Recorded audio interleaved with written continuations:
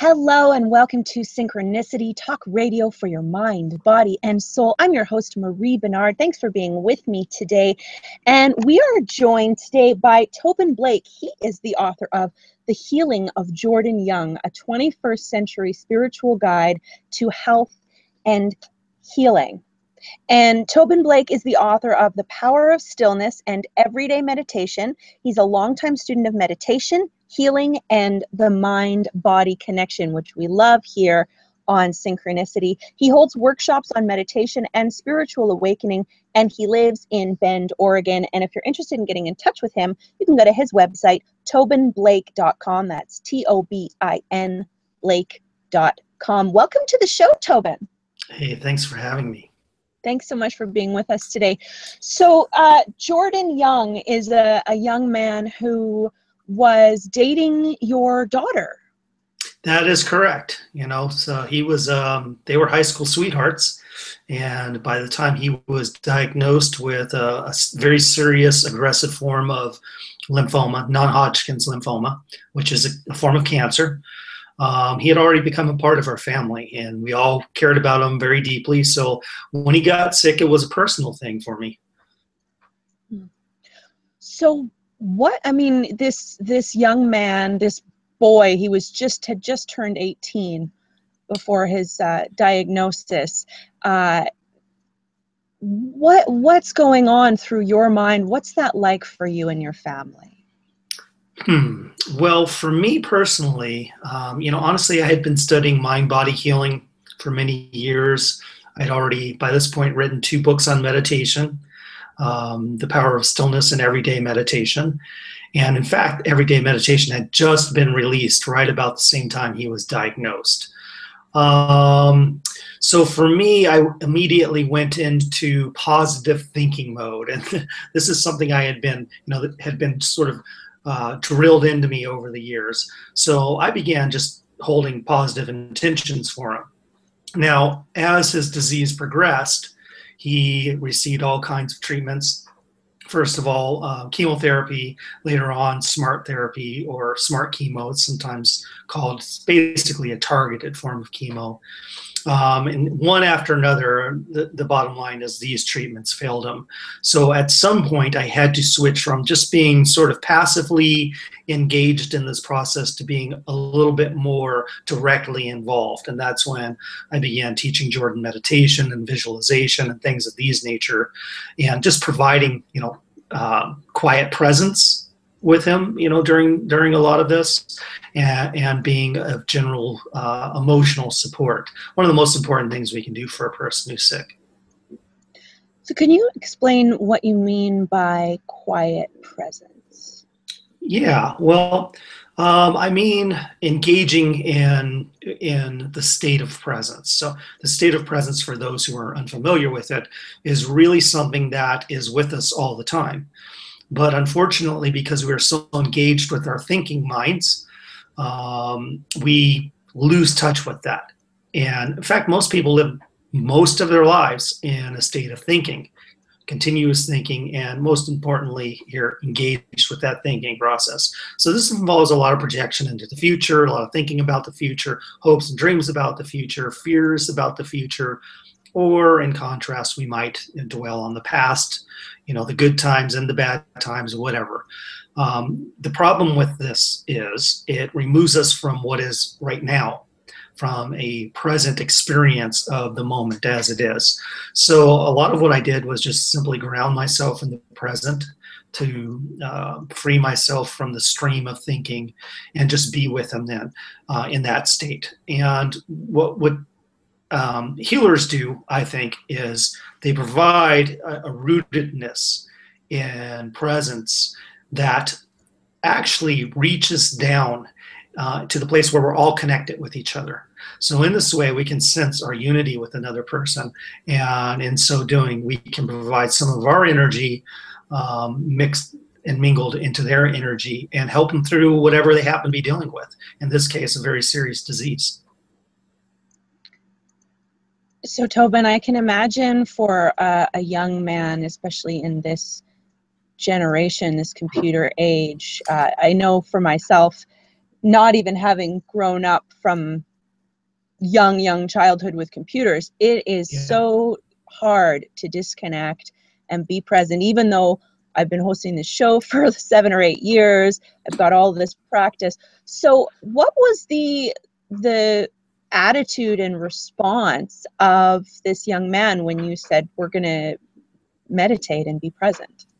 Yeah, well, I approached it very gingerly.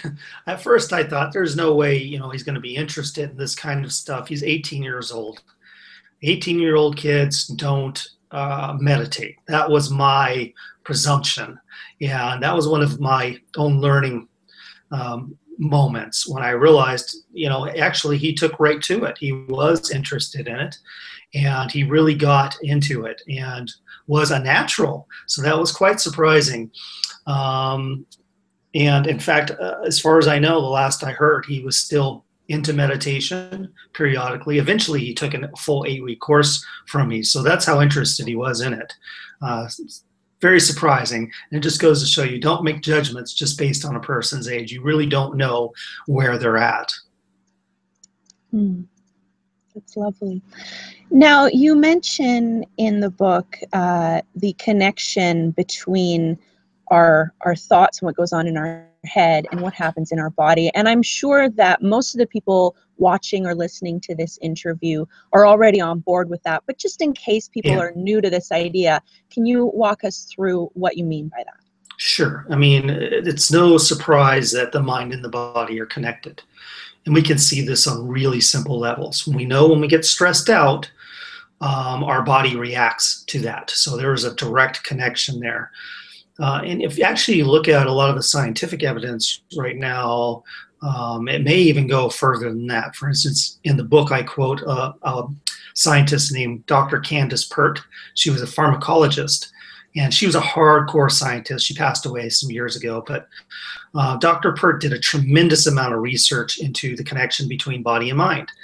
And she had published something like 250 scientific papers in journals, medical journals and scientific journals, and written a number of books about these processes.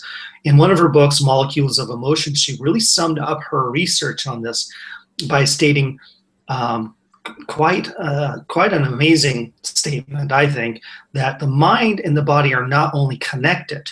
She had begun to see that based on all of her research, the body was the actual physical extension of the mind in space and time. So therefore, whatever was extending into the body and manifesting into the body must have some roots in the psyche or the emotional body of the patient. So what that means for us in practical terms is if we get sick, physically ill, there must be some root to that illness within us, within our mental and emotional states. So if we can track down what that is and root it out and change that, then the physical part of the disease will repair itself somehow, some way. It may be a spontaneous healing, but even if it's not, because not everybody's open to spontaneous healings, the right medication will be found. The right healer will show up in the patient's life at just the right moment. They'll find themselves in the right place at the right time, or even a medication perhaps that hadn't worked before will begin working. But some way, somehow, it has to be, if you remove the root of a disease, the disease must resolve itself. Tobin, that brings up a study I saw within the last few months about how trauma, emotional trauma, in this study it was survivors of the Holocaust, and how that changed, how that trauma was transmitted through their DNA down through the generations. So I mean, I don't know if you've heard of that study or not, but it seems like the thoughts and the experiences and memories of your great-grandfather or great-grandmother is still affecting your body and probably your mind and how your thoughts work even now. So what do we do about that? Intelligence is vast. We're all interconnected. We have not only a mental psyche that seems to be personal, but if we just dip a little bit deeper into our self, the inner self, we discover that expands into what Carl Jung, the great psychologist, a student of Freud, called the collective unconscious of humanity. So we have not only the Holocaust survivors' offspring experience some of their residual suffering, but we also have the suffering of all of humanity sort of programmed into us to a certain degree. But that really becomes a moot point when we become present and we learn how to go into our own one self, our true self, what I call our core self. As we reconnect with that, we sort of surpass all of that stuff, human ego, our own human ego, our collective ego, which includes all the suffering of not only our ancestors, but all of humanity. So therein lies the key, learning to go beyond it into the present moment, which takes you into your highest self, where there is none of that. There is no pain, there is no suffering, and where you come in contact with your original self as you were originally born, an extension of your source.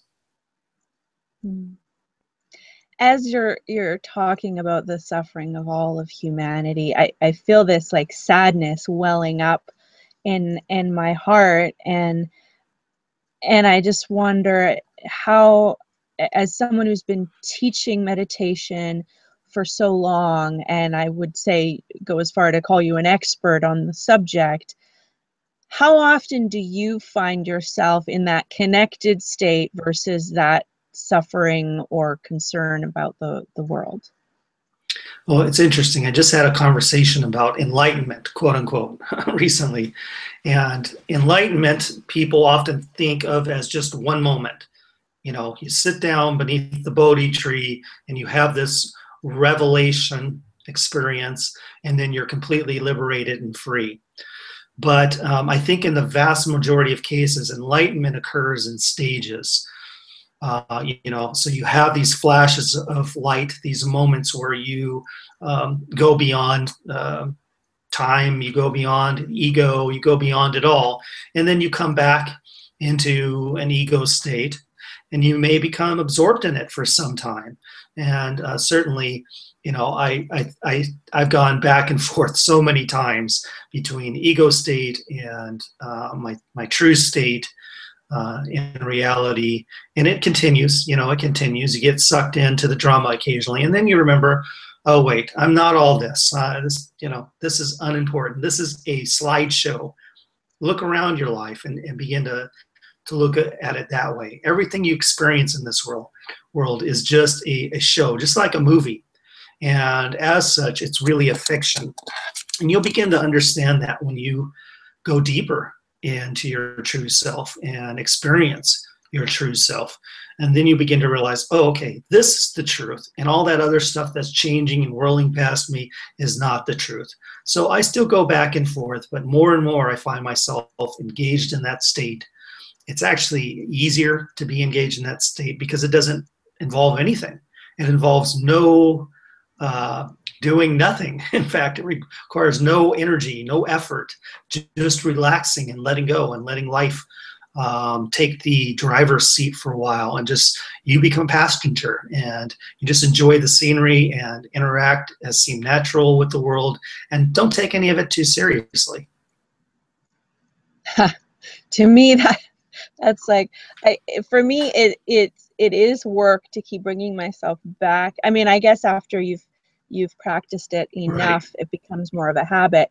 But just yesterday, I was literally crying about how overwhelmed I am about basically just chasing my own tail, because I'm sure now that you're promoting your book, that which, by the way, is The Healing of Jordan Young, you're noticing how with social media and everything, how if you choose to, there is a never-ending to-do list. Mm-hmm.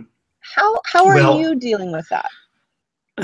Yeah, it's a challenge at times. There are times when I'm busier than other times, and you just do your best with that, to manage things and juggle things. But honestly, a lot of what we get sucked into is just unnecessary distractions. Uh, that conversation that I had mentioned actually was on the tail of the speech that I had given, that involves discussing in part Buddha's moment of enlightenment. And when Buddha sat down beneath the now famous Bodhi tree, and he had determined that he was going to achieve enlightenment, he was going to achieve his goal, and he wasn't going to get up until he had done so. Mara, which could be likened to the devil, Satan, in Christian terms, or to ego in contemporary spiritual terms, rose up before him and attempted to tempt him. And the first thing Mara did to dissuade him from his goal was to tempt him with power, worldly riches, dreams of happiness, beautiful women, these sorts of things. And Siddhartha was not at all interested in any of this. And so the next thing that happened was Siddhartha was attacked by Mara, who had summoned the demons of hell, essentially. And they lined up by the thousands into the distance, and they raised their demon bows and they shot their demon arrows. And thousands of arrows flew at Siddhartha as he sat in meditation, and he didn't move, he didn't budge. And these arrows, as they began to rain down upon him, they transformed themselves into flower petals and just gently floated down all around him. And then finally Mara rose up and looked just like Siddhartha at this moment and said, "You know what? I am your home. If I die, you die." And it was at that moment that Siddhartha, young Prince Siddhartha, uttered some of the most powerful words ever spoken by a human being.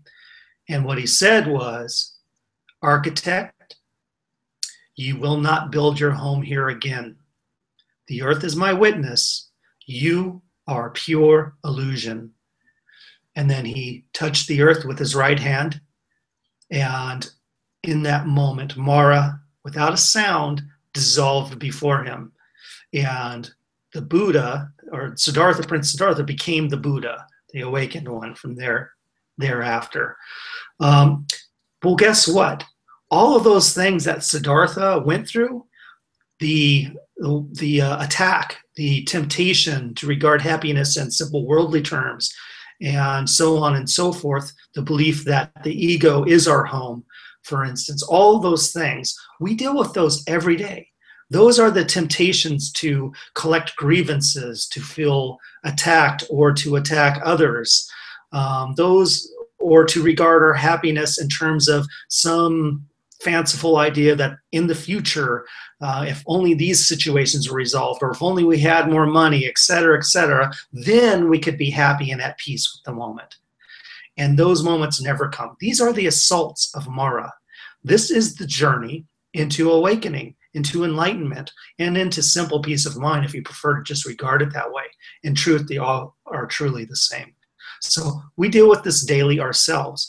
And our goal then is to choose peace with every step. That's it. That is the journey. Tobin, we're talking about Siddhartha and the Buddha, which was many, many years ago. And it reminded me of a story from the Bible where, I can't remember the guy, but there was some point where he had to have faith in losing his son. His son was going to be sacrificed or something.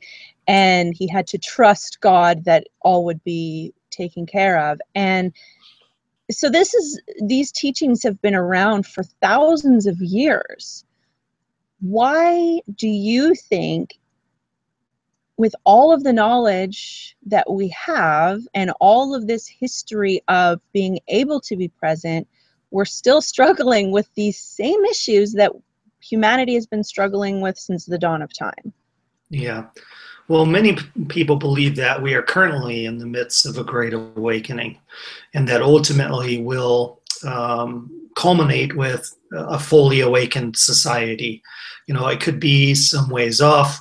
Who knows? I don't guess. But we're each in charge of our own awakening. And the truth is, we have a tremendous amount of resistance to it.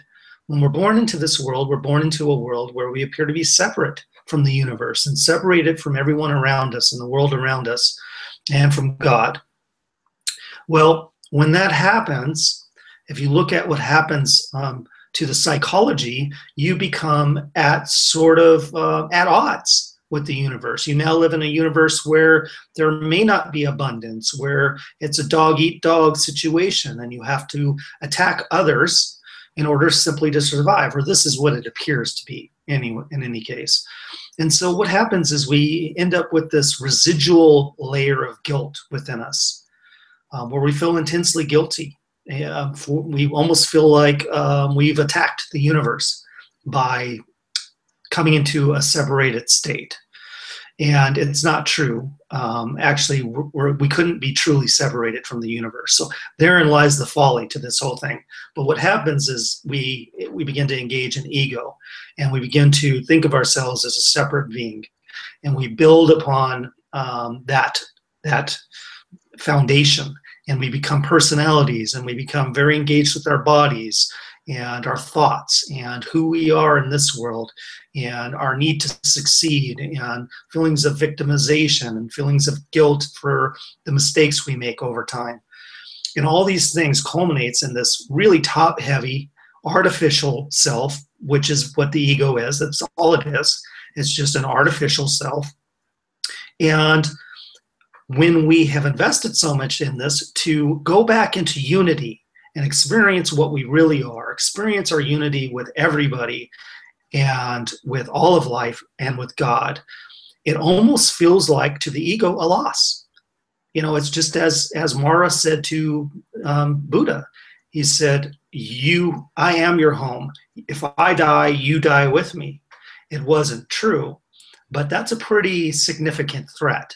But what Buddha found was by dissolving his sense of ego, he actually expanded and gained in power. And that's what we all have to remember. Alone, this tiny little self, we're just a floating speck of dust, basically, in space. Truly, that's all we are as egos and bodies, destined not to survive. But in truth, we are eternal beings with limited power, limitless power, and limitless knowledge. So by going back into that state, by releasing fear, by learning to walk the path of gentleness and forgiveness, we release all our sense of guilt, and we are able to reemerge into that self. So a lot of people, what they think is, I don't have the concentration for this. I don't have, I can't stay focused on this. It keeps slipping away from me. But in truth, it really is our own sense of fear that holds us back most. And if we're able to let go of that, being present becomes natural. Wow, there's so much good stuff in there. It's made me think of so many questions. Right now, we are speaking with Tobin Blake. He is the author of The Healing of Jordan Young, a 21st century spiritual guide to health and healing. And I don't know what, I have so many thoughts about all of this. I don't know if we should focus on the book or that. When you were talking about the letting go of the ego and the fear and the survival instinct that we have, like people are wanting to harm other people to keep what they think is important, like we cling to things, and that made me think of animals, how an animal can go out and kill and eat something, and yet then the animal comes back appears to come back to its center and is just calm, doesn't seem to feel guilty or Right. worried about where its next meal is going to come from. So I don't necessarily think that it is that reptilian survival brain that necessarily causes that, because in animals, they just go back to baseline after that. So what do you think it is in humans that causes us to have so much suffering? Well, we become very attached to our consciousness as egos. And we are self-aware creatures. Some people may argue we're the only self-aware creatures. I don't think that's entirely true. I think there are levels of awareness, self-awareness. So I won't get into the whole animal, the hierarchy of animals in terms of awareness. But when we become self-aware, we develop the ability to think. And thinking can be a great tool. It has allowed us to build, externally in ways that the animals are not able to do. It has allowed us to explore various forms of reason in a way that most animals are simply not capable of. But if we become absorbed in our thinking minds and everything we believe that we are, we become very, very invested in this. And because ego and the human body is inherently a part of time and space, and therefore it's temporary, it's inherently threatened, easily threatened. And this is really the basis for fear. The only way through this is to go back into your true self, reconnect with that, realize what you really are, and then you won't feel so threatened, so easily.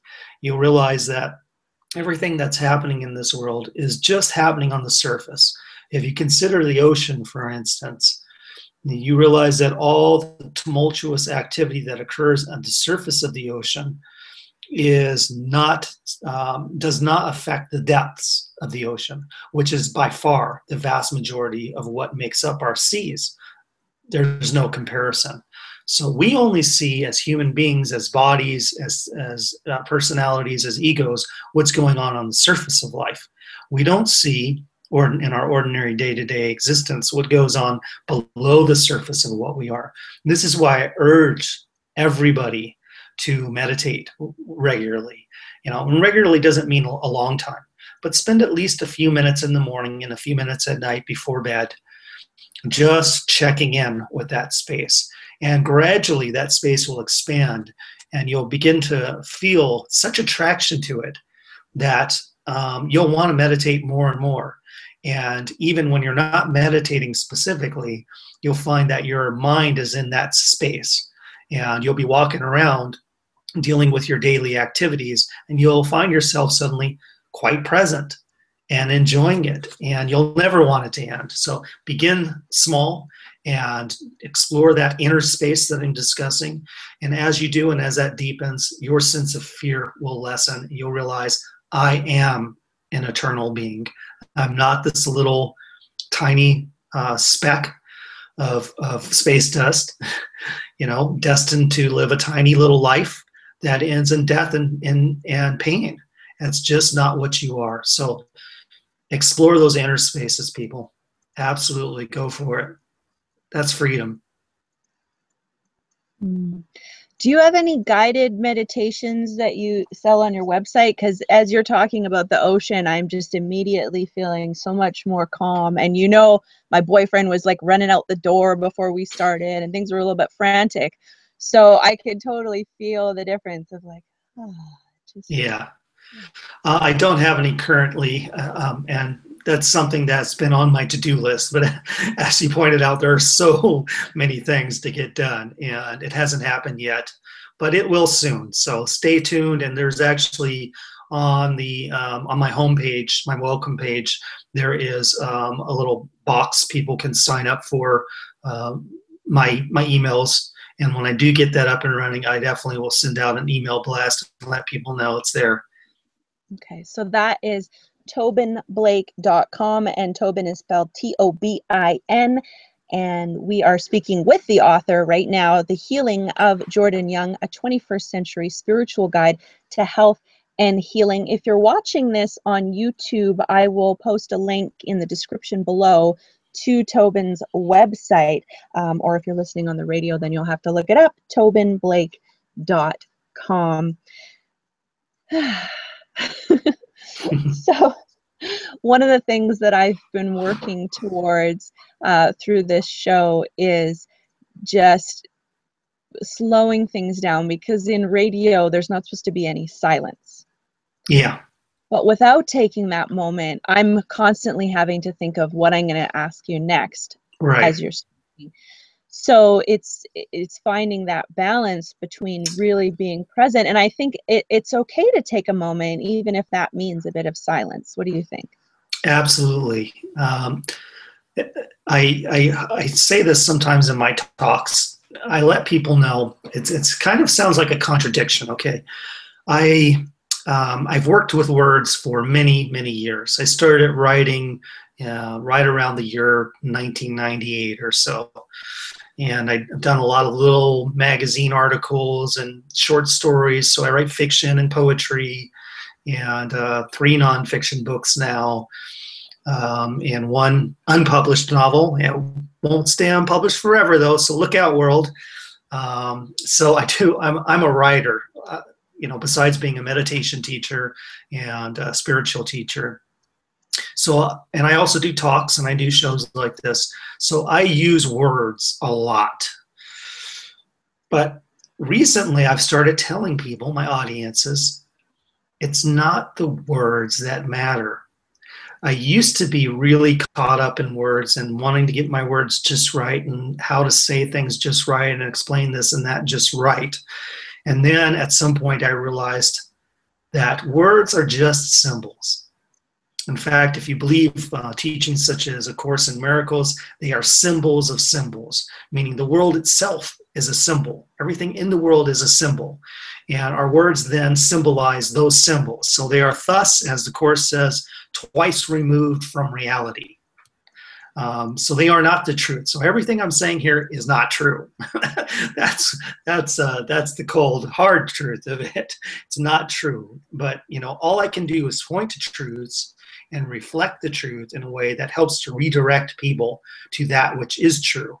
Their presence, their self, their experience of life, even in the illusion of the world, we have that with us, and we can experience that directly. So what I say now to a lot of my audiences is if I appear to stop, and if I appear to be just standing here looking foolish, listen to the silence between the words that I am speaking.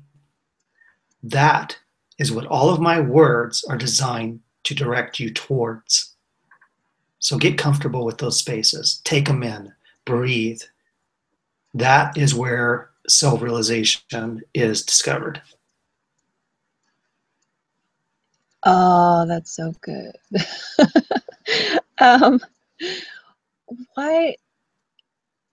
Why do you think it is that people are so uncomfortable with just like a 2-second pause? Because the ego dissolves in those moments.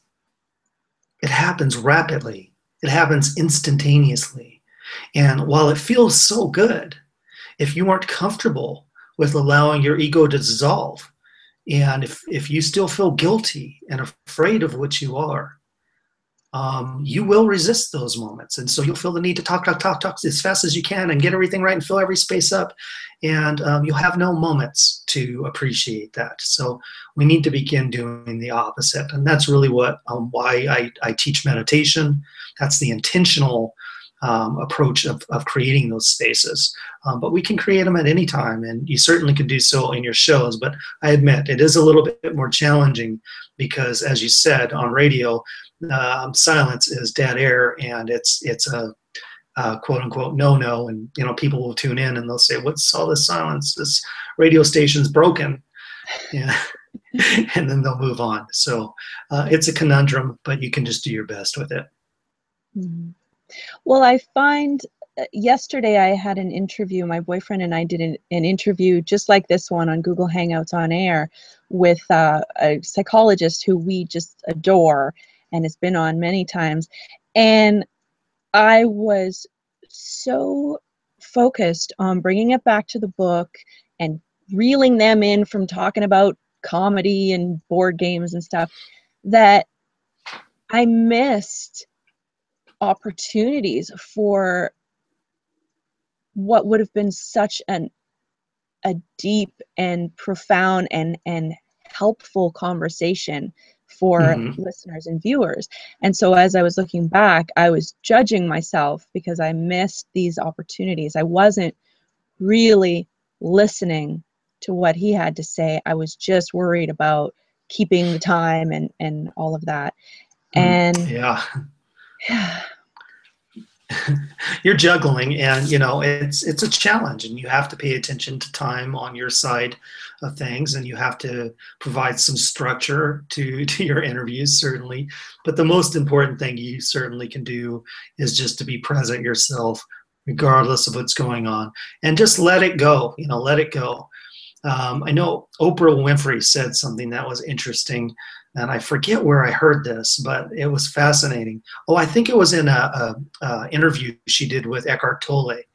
But she had said that for most of her early career, and she was in news, like a local news, I believe it was at first, she was trying so hard just to fit into that newscaster role. And it wasn't until she made a mistake, and I don't remember what the mistake was, but she made some mistake, and then she laughed at herself on air. And she said that was the moment for her that changed everything, because that was the first moment on air where she was really herself. And that is, I think, that the highest thing we can aspire to do, regardless of what we're doing, is just to be ourselves, just to be relaxed and be who we are, and be okay with making mistakes, and be okay with things not being perfect. And once we relax and find that groove, everything flows naturally for us. So Tobin, I'm wondering if there's something, because there is, especially when you're on camera or you're doing an interview, you want to do a good job. And now that you are doing all of this promotion for your book, what do you do for yourself to get present and calm and grounded before an interview like this? Well, my routine is really simple, and my routine changes very little. Obviously sometimes I'm doing other things. I'm having to do things outside of my regular routine, but even so, because I'm so grounded in my practices, it doesn't feel like anything's really changing. So my routines are simple. I get up in the morning and I meditate for as long as I feel comfortable. It's usually 20 or 30 minutes. And then I take care of whatever business is going on. And before an interview, I simply close my eyes and I check in with that space, which I've grounded myself in the morning. And I may allow thoughts regarding what I might want to say. That might change. I'm totally open to things changing. But I allow thoughts to come naturally to me about what's most important about the message that I have for that day, for that audience, to just kind of percolate and come to a simmer. And basically, I give it all over to spirit at that point, and I let go, and I don't even bother trying. And that's how I prepare. Thank you for that. That's very helpful. Well, again, we are speaking with Tobin Blake. He is the author of The Healing of Jordan Young. And let's talk a little bit about the book. Bring it back to the book. I love the beautiful cherry blossoms on the cover. So pretty. So who is this book for? Who's the intended audience? This book is for anybody and everybody, because healing is really about awakening. So it's about all of us. We all have ultimately the destination to awaken to our true selves, and really that's what the book is about. It takes the form of a young man who developed lymphoma, and he reached the stage where the Western medicine said, we can't help you. We don't know what to do anymore for you.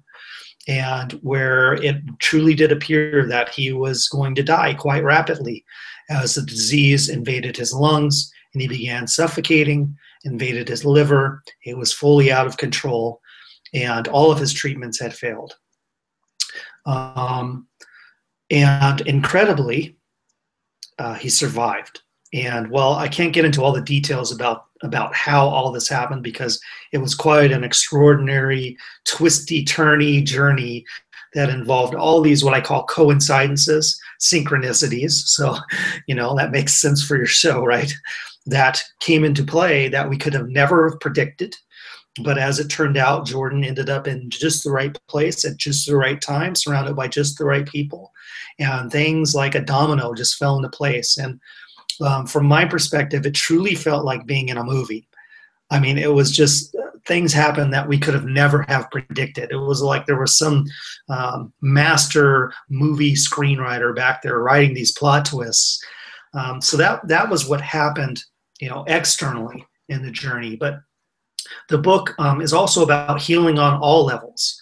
So we're talking about physical healing. We're talking about staying healthy as well. So these are principles, and the book includes some of these. I'll get to that in just a sec here, about staying healthy, and as well as being mentally healthy, emotionally healthy, helping to heal our relationships. Healing is all one thing. So the principles that come into play here to help us stay physically healthy or to heal when we're sick with something specific also apply to every dimension of our lives.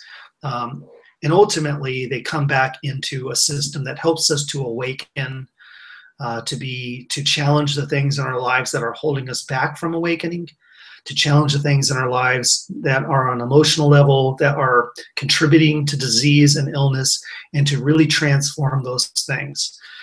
So that really is what the book is about. And when I got to the point where Jordan was, not expected to survive, I had to pause at that moment and release myself and everything I thought I could do to help Jordan, and all of my expectations. I had to just step back and let it all go and say, okay, God, basically, okay, God, I give up.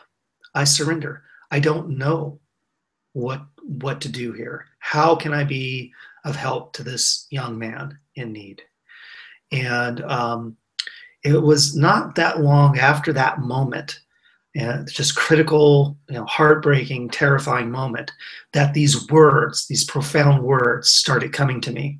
And those words eventually formed into 10 principles of healing. And I really felt like these words weren't coming through me. From me, they were coming through me.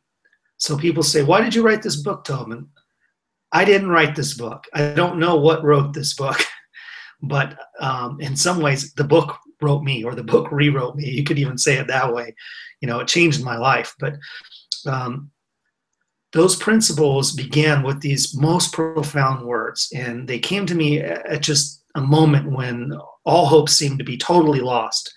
When Jordan had been flown to OHSU hospital, suffocating on tumors, and everything was just there was no clear path ahead. And these words said just the most profound things to me. And those words were 3 sentences. They said, with love, all things can be healed. With love, hope is always justified. And with love, nothing is impossible, no matter what the doctors or anybody else tells you to the contrary. And that really is where this book was born, with those words.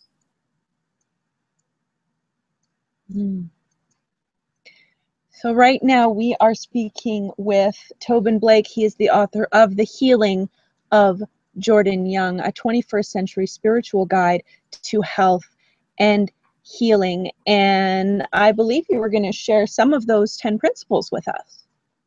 Yeah, well, I'll start with 3 of pivotal ones. The basis of the book are that our thoughts, of course, have an effect on us.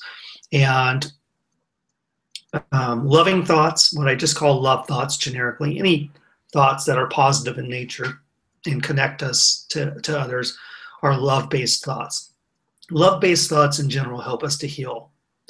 Whereas fear thoughts of anger, guilt, all the destructive thoughts in general are fear-based thoughts, and those feed disease. So part of the first parts of the book are helping people to retrain and reprogram their thinking systems to generate more healing thoughts and reduce the number of negative thinking patterns that are present. But beyond that, some of the most important principles are actually later in the book. I called them special principles of healing. And they're so important that they could be thought of as laws of healing. In fact, originally I called them laws of healing. And I mentioned this in the book. But these special principles of healing are something that, if we want to heal at the deepest level, meaning we're not just treating the physical part of the disease, we're treating the root of the disease in our psyche and in our emotional bodies. We're really tracking down the heart of the disease and rooting it out. We need to come into alignment, if you would, with these three primary principles. And I'd like to share those. And I encourage people to take these in, take them with you. The book's copyrighted, but these principles are for everybody. So even if you don't buy the book, take these in and share them with your loved ones, and share them with anybody you know who's struggling, and certainly make them a part of your life. So the first special principle of healing, and these are all really simple, but that's their beauty, is that in order to heal, the patient must believe healing is possible. You've got to believe that you have a chance here. And if you don't believe that you have a chance, then what you're doing is you're fighting against your own belief system. You're fighting against your mind, which is the most powerful thing in your universe. You are a little universe. I'm a little universe. We all have our little universes here. And your mind is the center of that universe. And your beliefs are extraordinarily powerful. They shape your entire experience of life. So if you believe you can't heal, you have to find a way to challenge that belief. Draw that belief up into your consciousness and challenge it, however it comes about. And that goes for diseases that we believe we cannot heal because they're chronic, and diseases that we may believe are terminal. It's equally applicable to both situations. And, I want to just insert this here. We know that the human body doesn't last forever. Okay, I accept that. But to the extent that we are not at the point where we are ready to leave this world, we'll all reach that point, but if we're not there yet, all things can be healed. So keep that in mind. If you're at the point where your current incarnation on this earth, what I call Earth School, is done, nothing's going to be of assistance. Nothing's going to help. But in the vast majority of cases, of course, that's not where we're at. So first of all, challenge any beliefs to the contrary of whether or not you can be healed. I just have a question about that. I'm like, raise my hand. Well, it is Earth School, so I got to raise my hand. Yeah, good point. If you are truly done here on this planet, I imagine that there wouldn't be fear about leaving. So that's my guess. I want to check in with what you think. Good point. People who have advanced to the point where they're familiar with what they are beyond their body certainly can leave this earth in peace. But, as we know, most people do struggle and they are afraid. In the book, I share this great little story called The Little Swell. And I don't know if you remember it or not, but it's a lovely little story that talks about a swell who is a family of swells, like ocean swells, and they're traveling across the sea. And up ahead in the distance, they see another group of swells. And these waves, they're crashing into a shoreline, into an island, and they're exploding in white water, and then they're dissolving into nothingness, it appears. So this one little swell looks ahead at all this activity going on and becomes terrified. And he says, he starts screaming. And then one of the older swells says, "What's going on? Why are you afraid? Why are you screaming?" And the little swells, "Well, look ahead, look.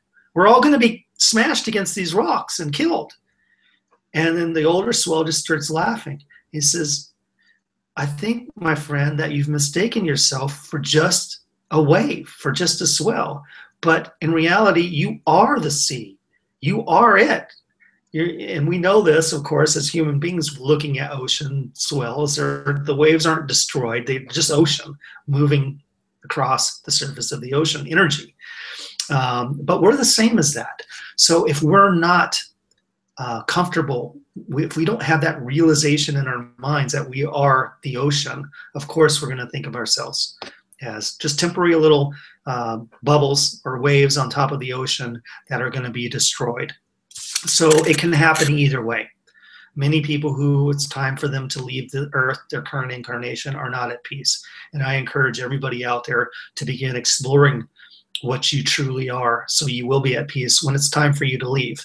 And I also should point out here that every death is a birth somewhere else. When people tell me that, oh, you know, when I die, I'm going to go to heaven, I say, well, actually, when you died, you came to earth. Earth is the land of death. That's why death seems to be all around us while we're here. In quote unquote heaven, nirvana, whatever you want to call it, there is only continuous life. So, you know, every death is a birth somewhere else. And I could go on and on talking about this, but I think I guess we should get through the other two principles that I really want to share. So, special principle of healing number 2 is, in order to heal, the patient must want to heal at all levels. That means there's nothing inside that they're hiding, or that is just in unconsciousness that they're using sickness for. They're not getting anything out of it, you know. So I'll give you a quick example here. When I was young, and I know a lot of people had this experience, I remember being sick once, and my mom came in and she gave me all this attention, and I got ice cream, and I was able to stay home, and I watched cartoons all day, and I was showered with all this kind of attention. Now, for me, it didn't really matter because I felt loved outside of that experience. But what happens if you don't? What happens is we may develop long-term patterns where we use sickness just to get attention. And we may not even know we're doing it. In most cases, you probably don't. Or, you know, there are a variety of things, and I cover these in the book as well. There are a variety of things, but what we need to do is really get down and dirty and dig within our consciousness and see if we're using sickness for any particular purpose. We need to raise that into our awareness and challenge it and realize that whatever we're getting from that is not what we would have. It's not worth it, in other words, and let it dissipate. And the third law here that I'd like to share is, in order to heal, the patient must feel he or she deserves to heal, deserves to heal. And this cuts straight to the root of the cause of so much of our distress. And that cause is, I've already mentioned it, guilt. Guilt is the most destructive of all emotions that we deal with. It is anger turned around and driven in and used against ourselves. So it may be guilt that's attached to something we've done in the past and we haven't forgiven ourselves for, or it may just be residual guilt that seems to be a part of our ego structure. In either case, we once again need to dig into our consciousness and our subconsciousness and see if there's any sense of guilt lingering there. And if we do find that, we need to challenge it and forgive ourselves for whatever it is that we happen to think maybe we're not worth healing for. So we need to let go of all that stuff. And it's quite a process, but that is the true work of healing, of true healing, of getting through it, of pulling out the roots and letting the disease be healed at its deepest level. Oh, that's so awesome. Wow. Tobin Blake, The Healing of Jordan Young, a 21st century spiritual guide to health and healing. And you can get this anywhere books are sold, but Tobin specifically before the show requested that people go to their local bookstore and support that industry, because it is, we need those local bookstores. Yes, We're going to yes, miss them yes. when they're gone. Yeah, and they're really struggling, folks. So And before we wrap up, Tobin, thank you so much for your time, and thank you so much for sharing your presence. I could just feel it, and I know my day is going to be so much more pleasant now. Is there anything else that you'd like to add before we wrap up the show? well, I said that the book was really, about awakening, and that is absolutely true. But ultimately, the driving message of the book is hope. And so often, patients and anybody who's lived for any length of time in this world has struggled with physical disease, has struggled with relationship problems, right? Human beings cause us the most problems of all, it seems like sometimes. Has struggled with physical, emotional diseases, depression, anxiety. There are so many struggles in life. And ultimately, this book is designed to reignite hope in all of us, hope for happiness and hope for health and well-being while we're members of Earth School, living our lives in a way that are conscious and are intentional, on purpose, you might say, living on purpose, and doing so in a way that doesn't feel hopeless. So that's really what it's all about. And if you happen to find yourself in a hopeless state or know somebody who is, or just want to embark upon a journey of conscious awakening, then I certainly would say that you're going to find some great tools in this book. And I say that with all true humility, as I've already said. I don't feel like I wrote this book. It wrote me. It wrote itself through me. And I think that it was actually something that already existed somewhere out there in the ether. And I was just one little tool who brought it into real life. Well, we could talk about this all day. It is time to wrap up. Thank you so much, Tobin, for being on the show. I'm your host, Marie Bernard. This has been Synchronicity, talk radio for your mind, body, and soul. One more time, The Healing of Jordan Young. You can get it anywhere that books are sold. And thank you so much for watching or listening. I invite you to subscribe or share, or whatever way that you're finding this material. Please engage with us, because we'd love to hear more from you. And thank you so much. Be well. Love you so much. Namaste. Namaste.